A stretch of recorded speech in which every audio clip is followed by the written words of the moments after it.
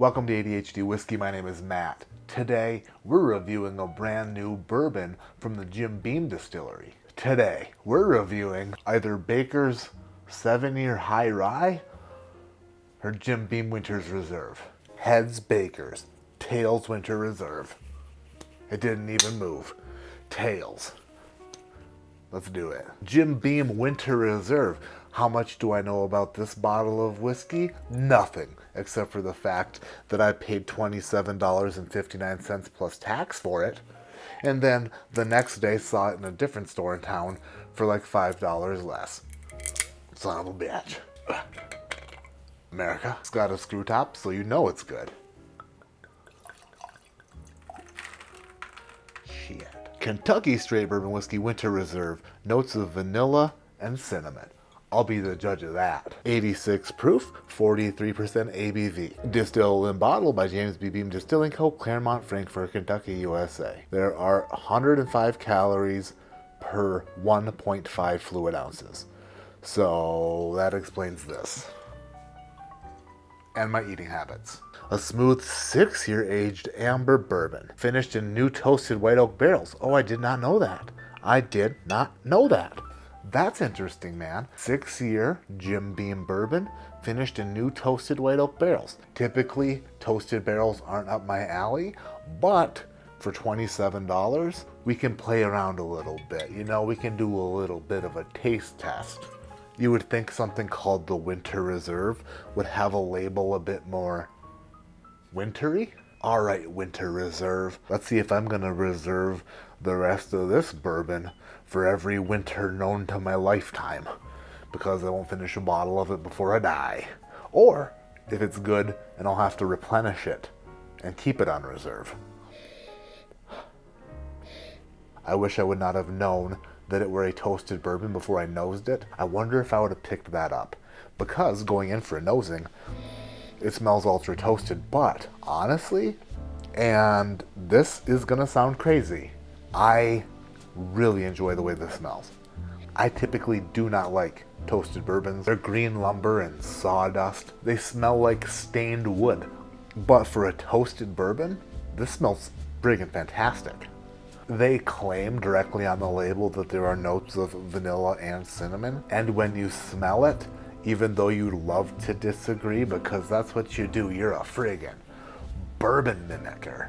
No. Critic. You're a friggin' bourbon critic.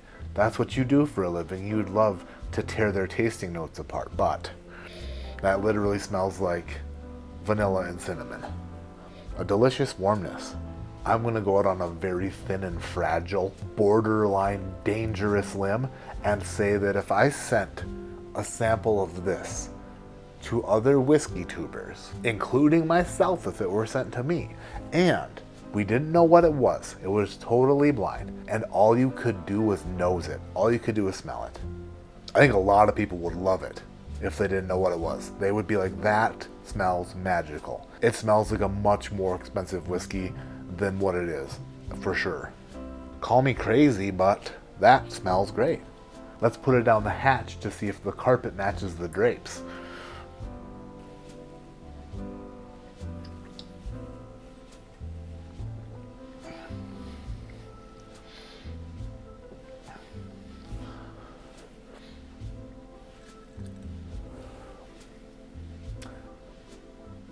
Huh.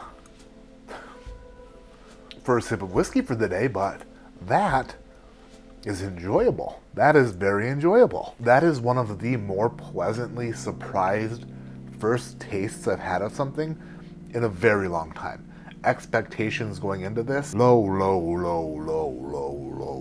Expectations low, and this Jim Beam Winter Reserve crushed those expectations, because this is not bad at all.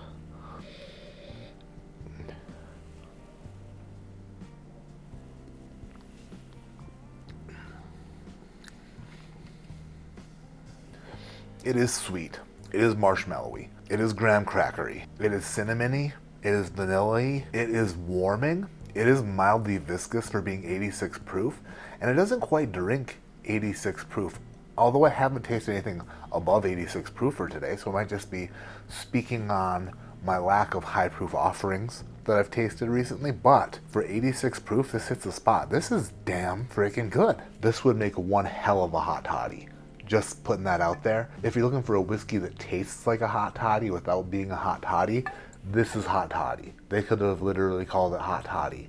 And the more I say hot toddy, the more I'm envisioning a guy named Todd who's sexy, which is weird. I do say this about some Jim Beam products sometimes, that my dad would enjoy that. I think my dad would enjoy that because I enjoy that.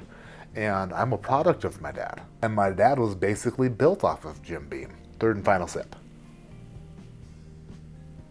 Third sip tasted the thinnest, the least impressive. I mean, this is not going to be something that is going to like win blind flights. It's not going to be something that is the end pour of the night. It's not going to impress all your friends unless you pour it for them blind at the beginning of what you're tasting for the evening. Just say, hey, what do you think about this? What do you think it is? That kind of thing. And I would bet that most people who tried this blind would think this is something much, much more expensive than it really is. A lot of times when I say I'm gonna go buy another bottle of something, I intend to, but don't end up doing it because there's so much whiskey here already. But in this situation, I think I'm going to. I'm gonna go buy them all, like Pokemons or Swedish Fish Ghost energy drinks. Those are my favorite energy drinks. They're so good, but they're so sparse and hard to find in this region of Colorado anyway. They used to have them and then disappeared. Hey, Ghost, Swedish Fish, bring them back. Bring them back to this part of Colorado. Otherwise, I'm gonna have to go elsewhere. Still buy your product, but I'll have to travel. Anyway, where was I? Oh yes, my reviews are based solely on the whiskey alone. The price point of the whiskey and the score that the whiskey receives, they're not connected whatsoever. But this is one hell of a value. This is one heck of a bargain. Jim Beam Winter Reserve receives a score from me of 7.5. 7.5. Honestly, that's my very first sip of this, so the score I gave it was a bit reserved. After I go through this a couple times, taste it a few times, I might actually enjoy this more than a 7.5. This might be higher than that to me.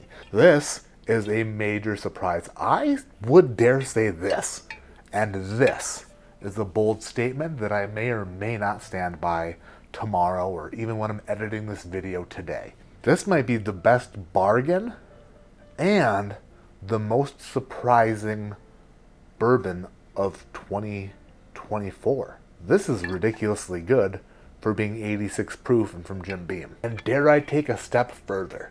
Dare I take a step further into things that I'm going to say but may regret later? Yeah, I'm going to take this step. This might be my favorite toasted bourbon. This might be my very favorite toasted bourbon product. Hear me out. I don't reach for toasted bourbons ever. But I can see myself reaching for this often. I might go back to this tonight. That's going to do it for the review in this video. Thank you for watching. My name is Matt. This is ADHD Whiskey, like I always say. Keep your head in the clouds, but your mind on liking my videos and watching all my videos. Hitting subscribe on my YouTube channel if you're not subscribed already. It's just what good people do, okay? And also leaving a comment in the comment section below. What is your biggest surprise whiskey of 2024? Whether it be a good surprise or a bad surprise. Let's try to make it a good surprise.